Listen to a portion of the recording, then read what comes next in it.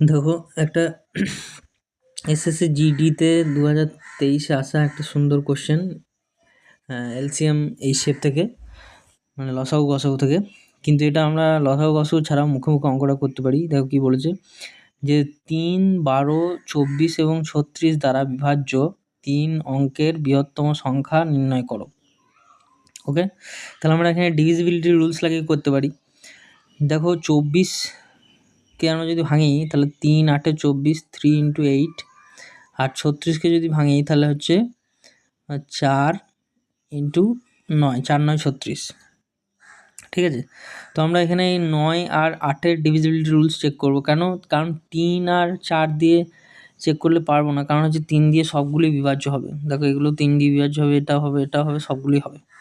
ঠিক আছে, সো আমরা হচ্ছে তোমার 4 দিয়ে আর 8 8 দিয়ে আর 9 দিয়ে চেক করলেই পেয়ে যাবো। দেখো 9 দিয়ে যদি চেক করি তাহলে এটা যাবে না।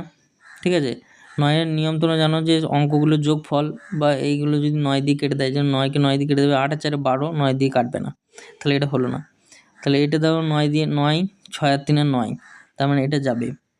হ্যাঁ, এটাও যাবে 9 দিয়ে, এটা যাবে না 9 দিয়ে, 9-একে 9 কেটে যাবে, তারপরে 24, 6 এটা যাবে না। তাহলে এই অপশান দুটো তো হবেই না উত্তর, এ আর বি আমাদের উত্তর হবে, এ আর ডি উত্তর হবে না। এবার দেখো 8 দিয়ে, দেখো 8 দিয়ে আমাদের নিয়ম কি জানা আছে, যে 8 দিয়ে লাস্টে 3টে 0 হতে হবে, অথবা লাস্টে 3টে নাম্বার 8 দিয়ে যেতে হবে।